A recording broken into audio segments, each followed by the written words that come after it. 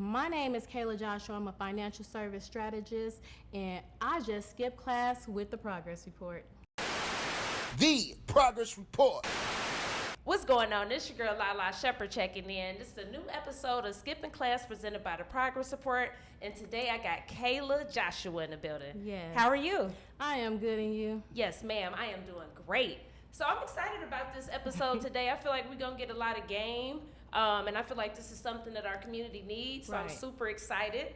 So you call yourself the financial social worker. Yes. So what does that title mean exactly? And why was it important for you to create that identity? Well, first and foremost, I never planned on going to school for social work or anything of that nature.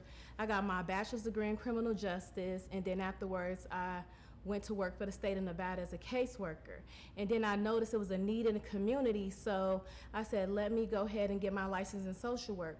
So I got my master's in social work from USC, and I realized still that it was still like a gap. We're still not getting the proper resources. So I wound up quitting my job, even though I'm licensed in social work, and I teach financial literacy. So I call myself the financial social worker. I love that. I love that. So, before the brand became what it is today, Knowledge Solutions, what was one financial lesson that you had to learn the hard way? What I had to learn the hard way, and we talk like $250,000 hard way, is that they, like anything, they teach you to go to school, get a good job, etc. And I'm thinking, myself coming from the hood, from the south side of Chicago, the west side of Las Vegas, I'm working for the state of Nevada. I'm making money. I'm thinking $50,000, $60,000 is buku money. But then when I realized that I didn't need all of these degrees. I didn't need that associate's in criminal justice. I didn't need that bachelor's. I didn't need that master's in social work. Life itself was enough to teach me that you can make the same amount of money working for yourself than you can working for somebody else.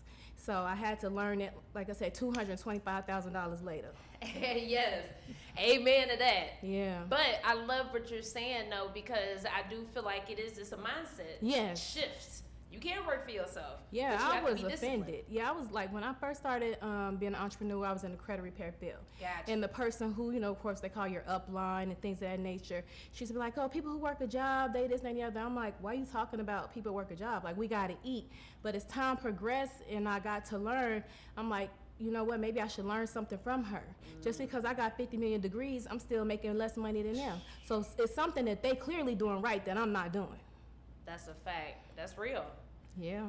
Now, in your bio, you mentioned overcoming financial hardship, health challenges, and being a teen mom. So which experience do you feel like shape you the most, in a way that you teach people about money? I think more so being a teen mother. I had my son when I was 17 years old. So, of course, it's a cycle of, pattern of abuse and generational. First thing I did is go get some food stamps. Yeah. Got some food stamps, went and got housing. Went and got Section 8, but because I had my son and I didn't have a support system, my mother was on drugs, my father was in prison for murder. I'm like, I don't want to live like this. My family was selling dope. So I'm like, what can I do to get myself out of this situation? So me having him alone is what pushed me to go hard and go to school or try to find different avenues and ways to get money. And that's kind of how I learned about financial literacy as a whole, because it's not taught in our community at all.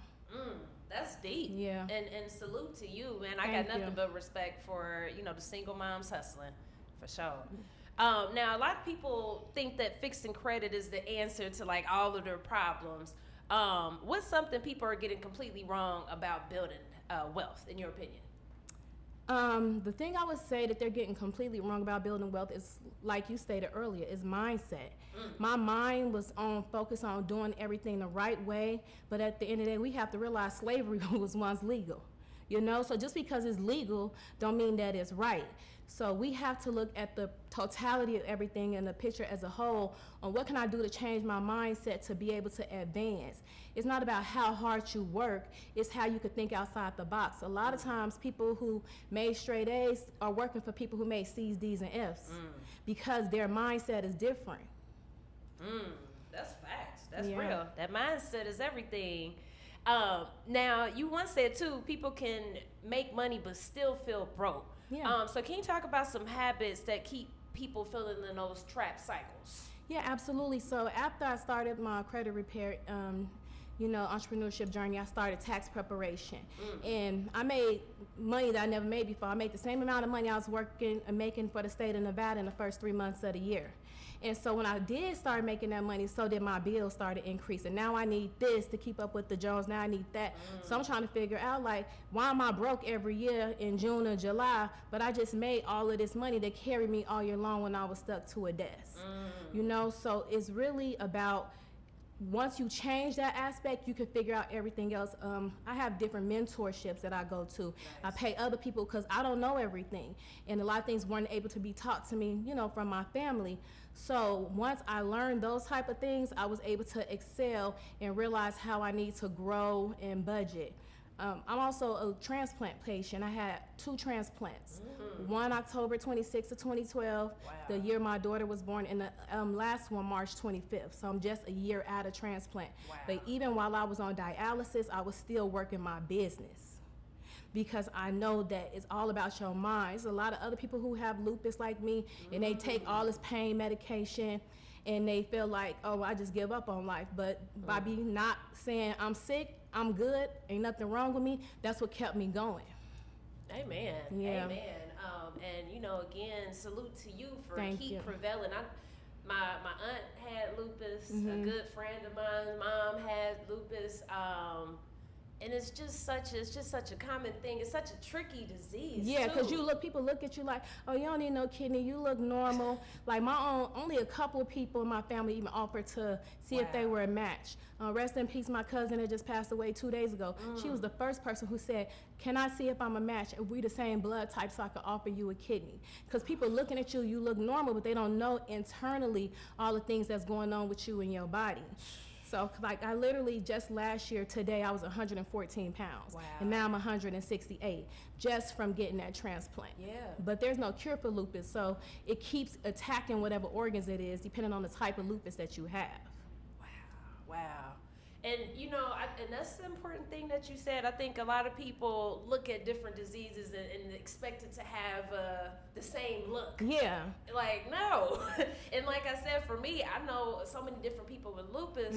You would never know. No, you wouldn't know. Until you talk to them and then you see the daily struggles, the pain. It's like, yo. Yeah, I was doing dialysis from home every single day, every single night, hooking myself up to a machine by myself. Yeah. And still, being able to work my business, take care of my daughter, and so on and so forth by myself. Just strength of a woman. Yeah. Wow. Now, we are here in Atlanta. Atlanta is a place full of entrepreneurs, full of creatives. But what would you say is one mistake that you consistently see small business owners make when, structuring their business finances? I'm glad you asked that. So I'm new to Atlanta. I just made it here 3 years ago. Hey. I sold my house in Vegas, got rid of all my furniture, hopped on the plane, shipped my car, and came here with nothing. Okay. But the only reason I was able to do that is, like you stated, structure. Yeah. So a lot of people get LLCs and nonprofits, like, just to say, oh, I got a business. I do taxes. So the mistake I see every single year is when I get ready to do people's taxes, I'm like, I need your profit and loss. What's that? Do you have your LLC renewed? They get an LLC, never renew it, so they owe the state $1 million. Okay, well, let me see your business bank account statements. They don't have a business bank account. They commingling a business account expenses with personal expenses. So I had to learn those things, Yes, ma'am. but as I learn them, I teach them to other people, because I don't want them to be in the same situation I was in, just saying, oh, I got a business, to be saying I got a business. Yes, And then when the IRS come knocking, then you scared. No, that's real. My thing is, and I'm self-taught too. We're celebrating our 10 years of the progress report, and I'm super thankful and appreciative for that. Even though we unofficially started 13 years, but but same. Like, it takes time for a business to get off the ground. It takes time. Yeah, most businesses don't make no money for the first 3 years, so it's a progress, and you learning as you go. That's a fact. Keyword progress report. Yes, ma'am. Yes, ma'am. You learn as you go, but you got to keep doing research. Keep learning. Now, if someone came to you today with a 500 credit score, no LLC, no life insurance, no financial plan, what would you tell them to start first? First, I would basically say, let's get your credit together, because credit is power. So we're going to go over your budget. We're going to sit down, see how much, expendable income you have, because a lot of people can't save money. I made $14,000, $15,000 a whole year. Something now people making in a week, a month, in a day. So I would say, let's go over your budget. Let's see what you have to save. Let's see what's on your credit, because a lot of people think that credit is bad, but in reality, we don't even have no credit. We don't have credit. So it's really more so building your credit and getting to that point. So the budget, let's go over your credit, and then we're going to start working on seeing if we can save some money, so that way you'll have that emergency, spending in case, God forbid, something was to happen. Even if it's a 3-month bucket, a 6-month bucket, we have to start somewhere. Amen. Yeah. Amen. And I know you speak a lot about legacy. When people hear that word, they often think about rich people. But what does legacy building actually look like for everyday families to you? I would say it's structure. Even though we talk about structure as far as a business, we have to structure our family life too. Yeah. People get offended when you be like, a church is a business. It is. Yeah. Just keep it 100. A family is a business. You have to sit down, and I just started doing this recently, so I'm taking my own advice. Every night, sit down at the table. What you do today? Let's talk about your day. Let's see what's going on. Okay, do we have life insurance policies? If you can't get life insurance, then let's get a funeral expense, something that's going to cover your funeral. Like I was saying earlier, my cousin passed away. We don't have 2 nickels to rub together for her funeral because she had no policy. So now, we got to go to the funeral home and see how much they're going to charge just for a cremation was $8,000, not including tax, So just because businesses need structure, your family needs to sit down and have that structure too, so you're not leaving your family in a rut. And then legacy itself is insurance policies. Get some insurance, because now you can leave a legacy for your family, so they'll have that startup money for their business. I didn't have that startup money. A lot of other people don't have it either. So I say, do like I did. When I first bought my first house, I saved my tax returns for 3 years. Use that money and purchase my first home.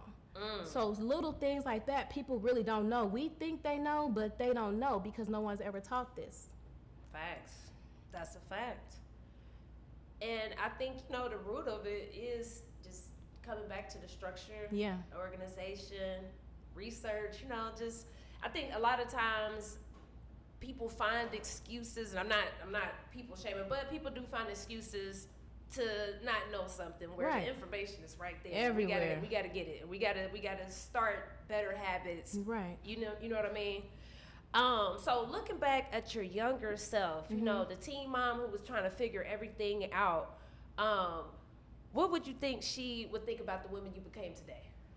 She'd be like, she the GOAT. No, I'm just playing. Yeah. But no, seriously though, I honestly wouldn't think that I'm where I am now. So like, even as a kid, I always looked at people like Malcolm X and Martin Luther King and people who did stuff for the community. So I always wanted to be able to do something for the community.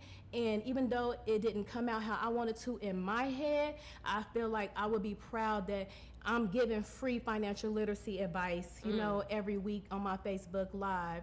So that way people can get this information, because no one told us these things. So I think I would be proud. I wouldn't expect, the health issues, but that just pushed me to go harder. Amen. I love that. Now we got this keyword up here. I ask all of our guests to define our keyword progress. Okay. So what does progress mean to you, Kayla? Shoot, I done already spoke on that unintentionally. Yes. Progress to me, I would say, means growth. Like every day, my personal goal is to be a better me than I was the next day. Amen. So that's what progress is to me. So that's why, just like the name of my business is Knowledge Solutions. Knowledge is about obtaining knowledge and growing, but none of that matters if you don't apply it. Amen. What you got coming up next? And, again, let people know, how can they connect with you? Because I know you do give out free game all the time, but let people know, how can they tap in with you?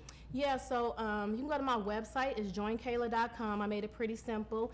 You can actually go on there right now. I created a free blueprint book. Nice. So if you have any type of dreams or aspirations, you can go on there and it give you the blueprint on how you can get that business started. So the website is joinkayla.com. My phone number is area code 725-777-6048. And my social media handles is Knowledge Solutions. So Knowledge Solutions on Instagram, TikTok, Facebook, LinkedIn, etc. So that's how they would reach out to me. But yeah, definitely get that free blueprint book. to get started somewhere. Yes, ma'am. Well, this was definitely a great conversation. I Thank can't wait to you. go back and edit and take some notes. Yeah. But this was amazing. The Progress Report.